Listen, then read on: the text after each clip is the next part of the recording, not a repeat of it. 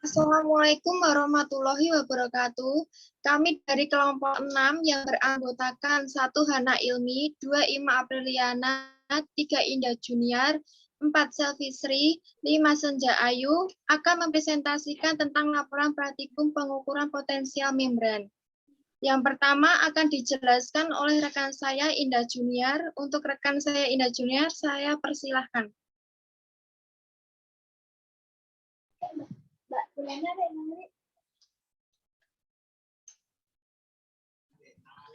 Baik, terima kasih.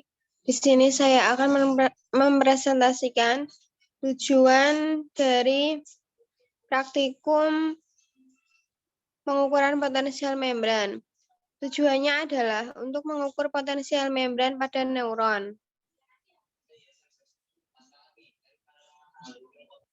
Dasar teori.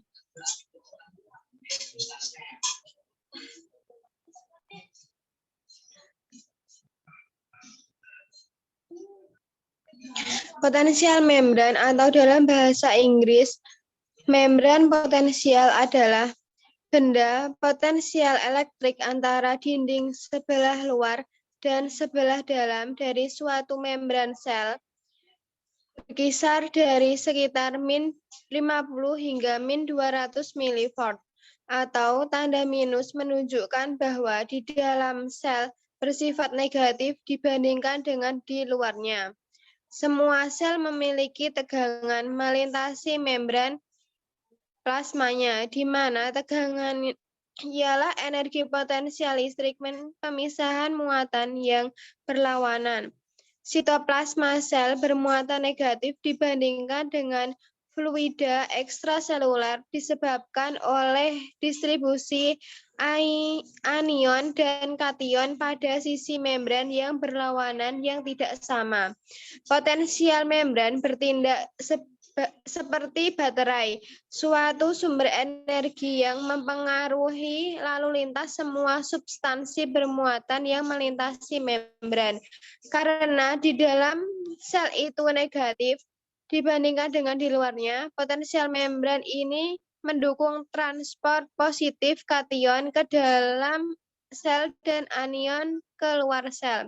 Dengan demikian, dua gaya menggerakkan difusi ion melintasi suatu membran, gaya kimiawi atau gradien konsentrasi ion, dan gaya listrik atau pengaruh potensial membran pada pergerakan ion.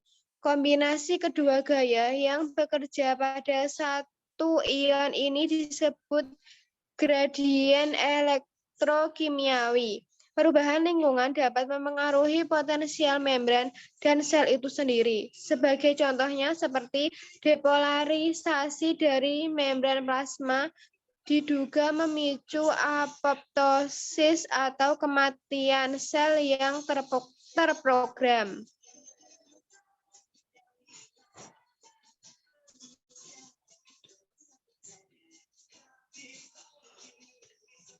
Selanjutnya akan dijelaskan oleh teman saya, Hana Ilmi. Baik, terima kasih Mbak Indah untuk waktunya. Alat dan bahan yang digunakan untuk praktikum pengukuran potensial membran ini, yang pertama yaitu serat saraf, dan yang kedua adalah alat pengukur potensial membran.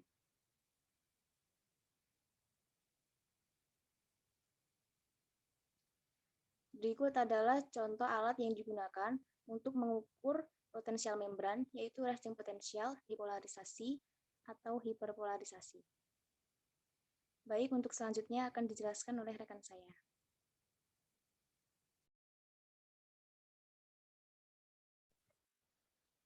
Pembahasan.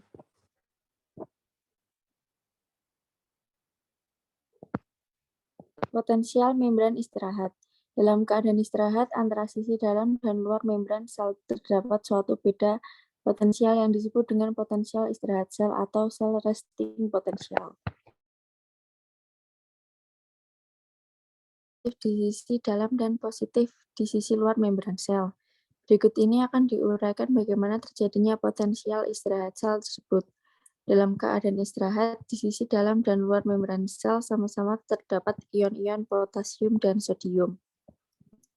Tetapi dengan konsentrasi yang berbeda, gambar 2 mengilustrasikan komposisi ion di kedua sisi membran sel.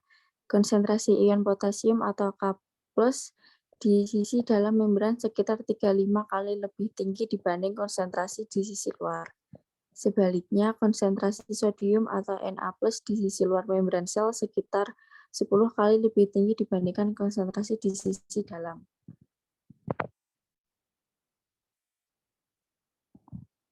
Potensial membran aktif. Pada sebuah sel yang dalam di keadaan istirahat terdapat beda potensial di antara kedua sisi membrannya. Keadaan sel yang seperti ini disebut keadaan polarisasi.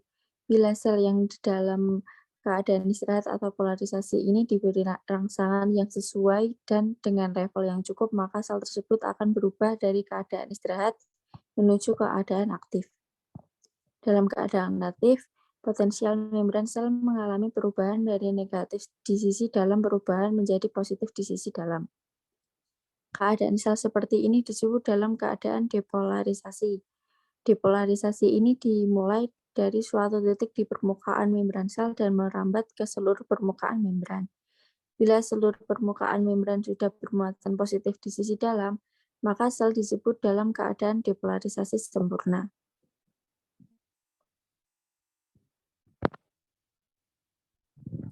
Setelah mengalami depolarisasi sempurna, sel selanjutnya melakukan repolarisasi. Dalam keadaan repolarisasi, potensial membran berubah dari positif di sisi dalam menuju kembali ke negatif di sisi dalam. Repolarisasi dimulai dari suatu titik dan merambat ke seluruh permukaan membran sel. Bila seluruh membran sel sudah bermuatan negatif di sisi dalam, maka dikatakan sel dalam keadaan istirahat atau keadaan polarisasi kembali dan siap untuk menerima. Selanjutnya akan dilanjutkan oleh rekan saya yang bernama Senja.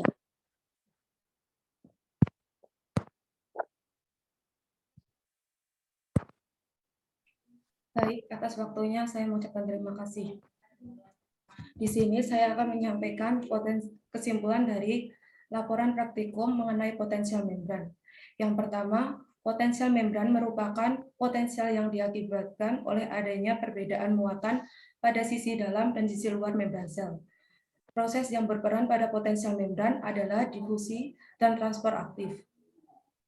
Yang kedua, potensial aksi adalah keadaan istirahat terdapat pada beda potensial di mana kedua sisi membrannya, kedua sel yang seperti ini disebut dengan keadaan polarisasi.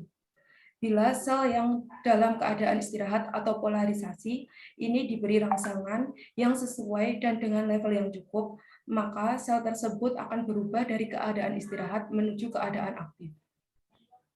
Yang ketiga, tahap-tahap potensial aksi adalah sebagai berikut. Yang pertama, tahap istirahat. Yang kedua, tahap depolarisasi. Yang ketiga, tahap repolarisasi. Dan yang keempat, tahap hiperpolarisasi. Potensial aktif ditimbulkan oleh adanya sensasi yang dirasakan oleh tubuh. Daftar pusaka. Daftar pusaka yang pertama dari kelas 2019 pada tanggal 20 Desember dengan judul Neuron dan Perubahan Potensial Membran. Yang kedua dari Bionet 2021 dengan tanggal 1 Maret dengan judul How to Measure the Resting Potential.